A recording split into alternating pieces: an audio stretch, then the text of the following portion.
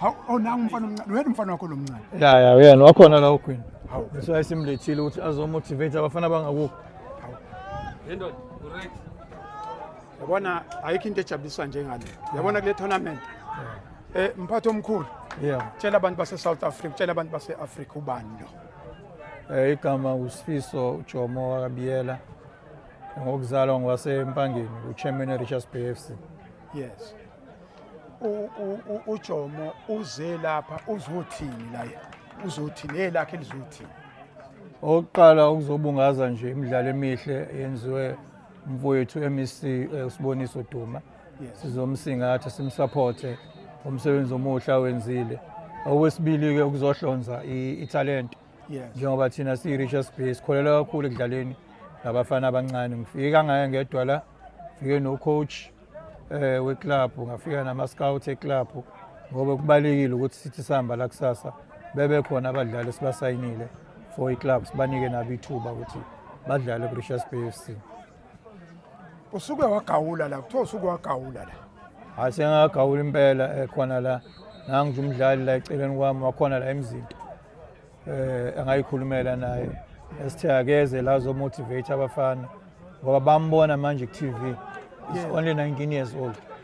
So ke lonto kube into enhle ukuthi mayefika la babone nabo ukuthi ibhola khona nje kuphela ukuthi into okuchitha isizungu kodwa seliyicareer sebengakwazi ukondla imindeni yabo bakwazi futhi ukumotivate abanye abantu basuke emgwaqeni balithathe serious ibhola njengecareer enye wakubona bonke abodokotela nani. So ke ngicabanga ukuthi into enhle kakhulu leyenziwa weMC Duma la seyithokozela kakhulu singabaphathi bama club. Siyabonga kakhulu Africa my continent, Africa my home. Nangu umfana wagawula. Mathiwa ukugawula ke sisho ukutheza. Mfana baba. Tshela abantu base Africa.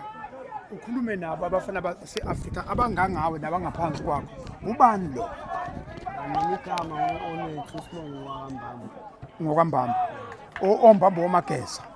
Mageza kuphi ekhaya? Ekhaya ngikhulumalandlela emzini. Utshela umuntu ongangawe khona ubani ekhaya khona umama khona ugogo khona ubaba ithini ifamily setup ukhona umama ukhona umamkhulu bese kuba khona ubhuti nomalume obhuti bakho bancane kunawo noba abadala kunawo abadala kunami ukhona omncane ngomoyeza esikoleni wenza kanjani uyafunda usafundi wenzani abengasafunda kwamanje but u-applyile manje ma lokhu ufike nini kwi-Richards Bay? Kuyona le season. Ma ubuka ekhaya, ubuka i-Richards Bay la ukhona umehluko ozokwazi ukwenza ekhaya? Ukhona mkhulu kakhulu umehluko. Mkhulu kakhulu. Sengiqalile namanje ngiyawenza. Sekuyabonakala uma ufika. Usuthi uma ufika uthi awufike ekhaya ulengise izandla uphuma ejele. Angifike ngathi ngisizandla. Ukhona ophathayo umama uyajabula ngokwenza kwakho abajabula kakhulu tshela mina nangu umphathi wakho babu wakho lo idiscipline unjani kwi-discipline ngifuna isholo wena ngiphethe kahle kakhulu because akukho wrong engikwenza kuphela ngenza into engiyelele kwi-Richards Bay ngidlala ibhola ngiyimisele ngisebenze tshela umuntu ongangawe ugwayi ukwawubhema akazubheme konke lokho kubhenywana lokho kuphuzwayo kungakuphazamisa kanjani mangayithola wena usukhona kanti busona leli thuba okokuqala ngikaze ngithinte nje into eyidakamizwa ngikaze ngabhekana nayo and i-affecta kakhulu i-career yomuntu osafuna ukuphumelela because isuke izomphazamisa ukwazi ukuthi ungathi udlala ibhola or wenzani empilweni but ube uthinta lezi zinto because izokuphazamisa ubusakwazi ukwenza izinto ngendlela ngenxa yokuthi iyakuphazamisa emqondweni. Mphathi wakhe izingane mphathi zishawa into encane kodwa enkulu kufike uthi uthi ingane uyithathe ingaka ifike lapha ibe il-discipline kube utshwala ngabe utshwala bakuphuzayo bese ukuthi ke vele usehola imali vele manje usephuza utshwala okunegama i-license intsha imoto intsha intombi intsha ifamily yonke le 7 yenzani ingane lonto? Well mhlamba anguphendula kanje umbuzo wakho bawumsweli enye into enhle eyenzeke la izolo Yes. ukuthi before uqale lama game in fact nothizona ngolesini Yes. into enhle yenzeke la before uqala lama game banama experts abebiziwe for izinto ezihlukene. Yes. Enye yazo ukuthi umdlali fanele abehave kanjani. Kunabantu abazokhuluma ukuthi yona imali mase ithola fanele ayisebenzise kanjani. I know bekukhona umfowethu la mangaphosisa ubuya kolengela amabhangi amakhulu obekhona as an advisor and all those things. I think enye into esingayenzanga kahle okumele siqikelele njengama club yokuthi uma befika labadlali ngoba babuya kuma background angafani. Kubalekile singaqhulini kuphela sikhuluma ngokudlala kwebhola but sikhuluma nangezinye izinto eba-affectayo enjengalezo uyishoyo nokuthi bakwazi ukuqonda kahle ukuthi masikhuluma ama-social ills sikhuluma ngani awu-affecta kanjani bona personally awu-affecta kanjani futhi nomphakathi ukuthi ukuze bengagcini kuthiwa umbona nje wayedlalela ibhemva umnyaka ewu-15 ezayo kubalekile ukuthi uma eqala ehola kahle akwazi ukuseva those things ngicabanga ukuthi ngama-club fanele siwayenzela ama-surgeons lawo soyivula ithuba lokuthi kube khona abantu abanjalo bazobabonisa ngabe ibhola but kube khona sikwazi ukuthi si-integrate lezi zinto for them ukuthi babe abantu abangcono in the near future. Asibuyeni manje size kuwena ibhola ibusiness eRichards Bay yangasekhaya siyayithanda ngezathu ezithize kodwa ibusiness uyidayisa nini Richards Bay? Anginayo iplan yokuyidayisa.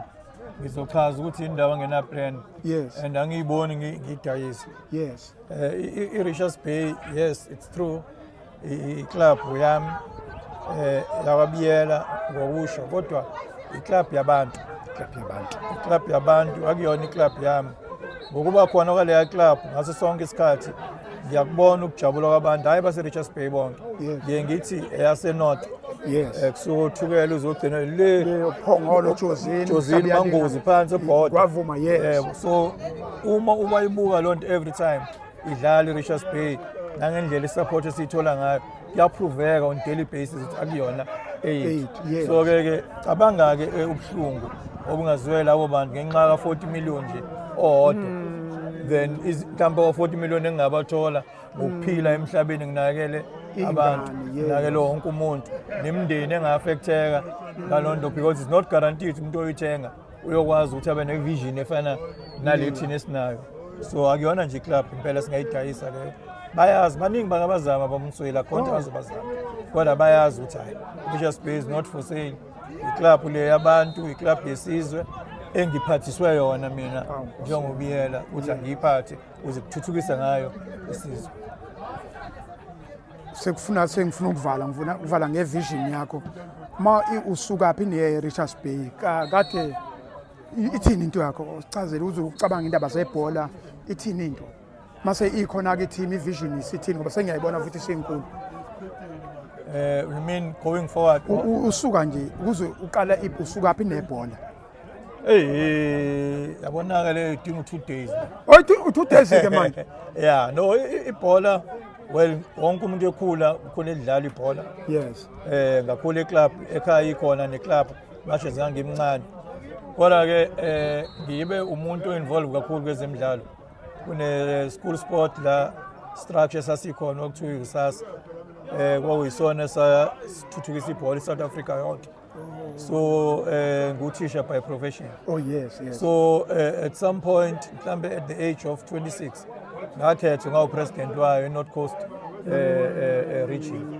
Okusuka esitenga ngalonkathi kuzoshaya koPhongolo. Yes. At the age of 28 ngawupresident wayo eKZN yonke. KZN, the whole of KZN.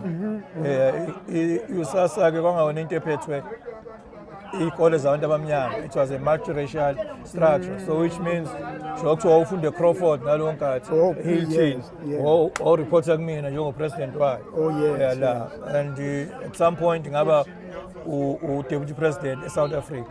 So ila engaqala khona ukudevelopa uthando. Ngithe ngisenza leyo nto ngase ngithatha umnyango wezemidlalo kwaZulu Natal. But sasidinga le skill. Yakho umuntu wawufonywa ngalonkathi uqala kuba khona. Ufuna abantu abano under uRush Barnes. Oh yes, yes, Yeah, yes. then ngase ngifika lapho ngawu-director khona isikhashana. Ngaphinda nganikezwa futhi nethuba lokuthi ngoba khona World Cup Yes, 2010. yeah. Kwathiwa ngi-coordinate the whole of KwaZulu-Natal. So ilana-ke ngaqala khona ngasebenza nama-legends ebhola, sebenza nabantu international, kuzana nga-close even FIFA, SAFA. La ngabona khona ukuthi akusekho ukujikela emuva.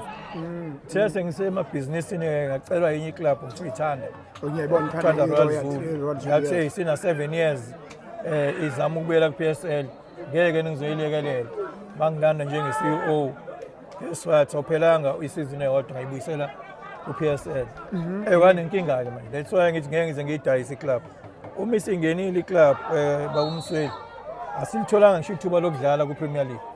Ngokumlungu wakhona uPierre wabe seyidayisa iclub ngoba kwangeyakhe.